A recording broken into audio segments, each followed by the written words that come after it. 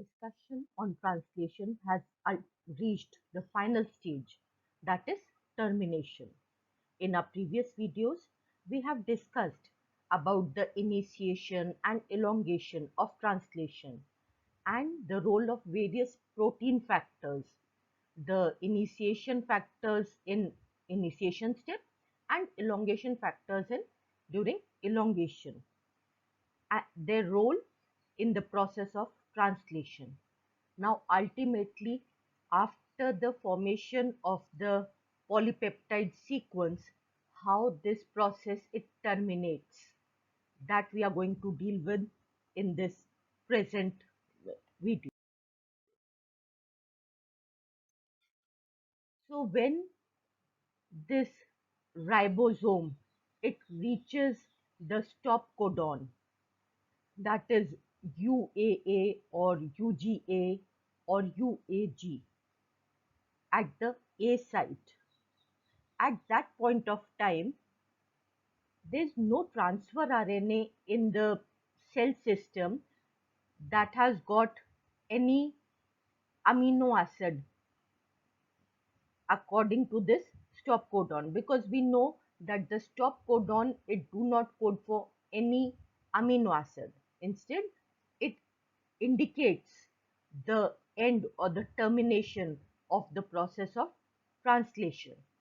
So at this point of time, this stop codon is recognized by certain proteins known as the release factors, and the release factors which recognize this uh, particular codon, that is the stop codon, they are the release factor 1 and the release factor 2.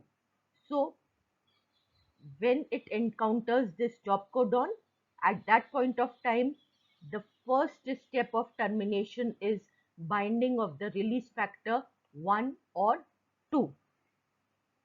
When we say 1 or 2, that means there has to be some criteria. When will this 1 bind with A site and when will this 2 bind with A site? So basically, the release factor 1, it recognizes the UAA and UAG stop codon, while the stop codon UGA and also UAA, they are recognized by the release factor 2. So these release factors, they mimic transfer RNA and they come and bind to this A site, the codon, the stop codon present at the A site. Now this release factor, it has got two domains.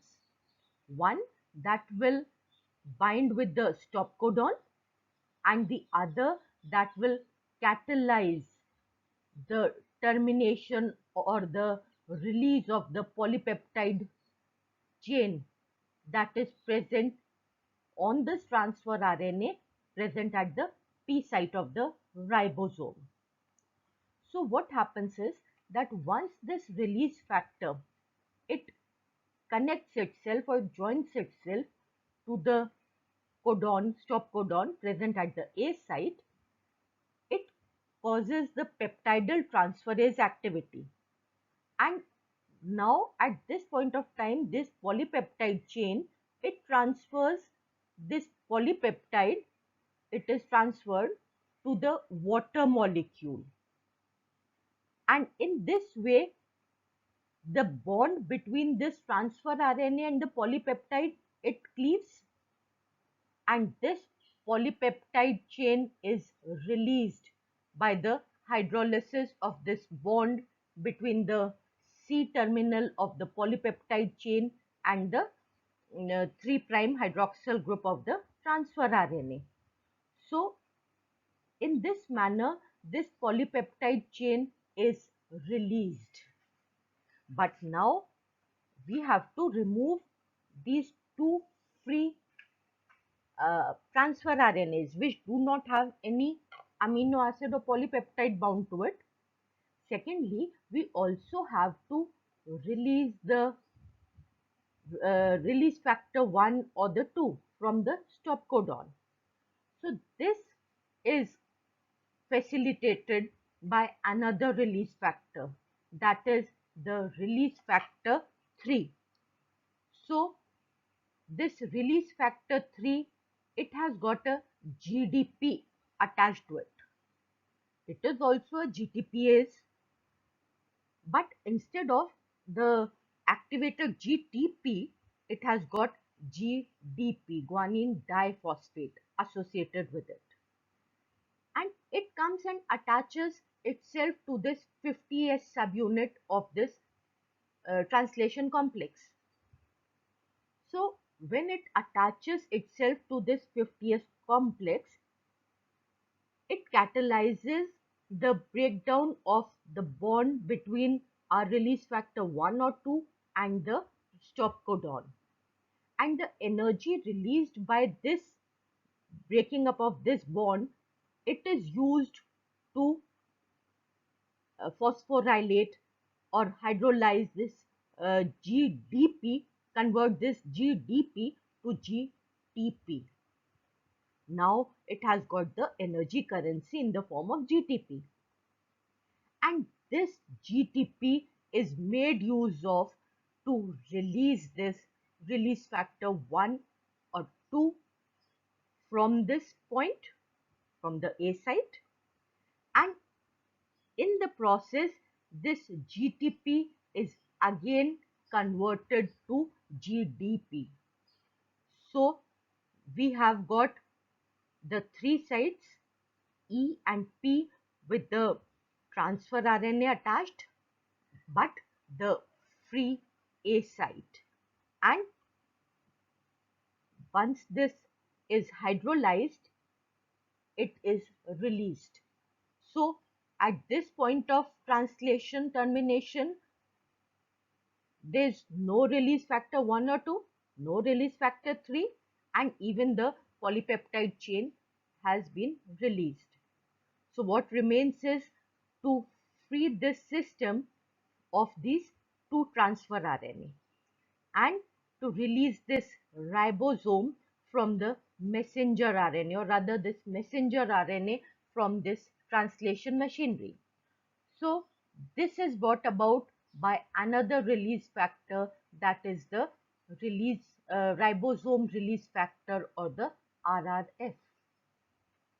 Now during elongation we have seen that when this ribosome, it translocates, at that point of time the transfer RNA present at the E site, it is released or it is made free. So during this stage of termination, once again the elongation factor G, it comes and attaches to the 50S subunit. And in our video dealing with the elongation phase of translation, we have already seen that this elongation factor G, it is responsible for the translocation of ribosome on this messenger RNA. So the release ribosome release factor, or RRF, it comes to occupy the A site, and this elongation factor G, because of its GTPase activity, it energizes the translocation of this ribosome on the messenger RNA from the 5' to the 3' direction by one codon, and this facilitates the release of the transfer RNA that is present at the E site. Now at the A site, the ribosome release factor is there, which is responsible for releasing or freeing up the messenger RNA strand from the ribosome. And we have got this free E site. Now, if we just remember or try to recall that during initiation point, there was one initiation factor, that is IF3. This IF3, it was responsible for keeping the two subunits of ribosome apart from each other. That is, until and unless IF3 was attached to the E point, up to that point, this ribosomal 30th subunit and the 50th subunit, they were unable to bind to each other. So this IF3, it comes into play at this point of time when the ribosome release factor releases this messenger RNA, because when this IF3, it binds to the E site, which is now available after the removal of this transfer RNA. So this IF3, as soon as it binds to its E site, the two subunits of ribosome, they separate from each other. Once they separate from each other, even the messenger RNA is set free. Then this transfer RNA present on the P side, it is also set free by this dissociation of the two ribosomal subunits. And the release factor, ribosome release factor, it assists in the removal of these messenger RNAs from this ribosomal machinery. So now the process of translation, it has terminated. We have got the polypeptide chain, we have got the messenger RNA set free from the ribosome, and all three sites, they are available, they are free. No transfer RNA is present on any of the three sites of ribosome.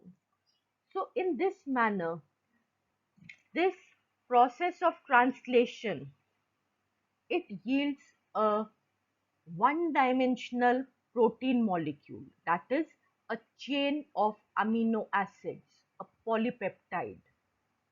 But we do not call this chain of amino acids or polypeptide a functional protein, because in order to become functional, there has to be a processing, there has to be addition of various uh, groups, chemical groups on various amino acids of this chain. There has to be folding so that they take the proper shape. So all this is involved before we get a functional protein. And in our next video, we will be talking about the processing of this polypeptide chain, how this one-dimensional protein, it forms the two-dimensional and three-dimensional and the quaternary protein structures. Thank you.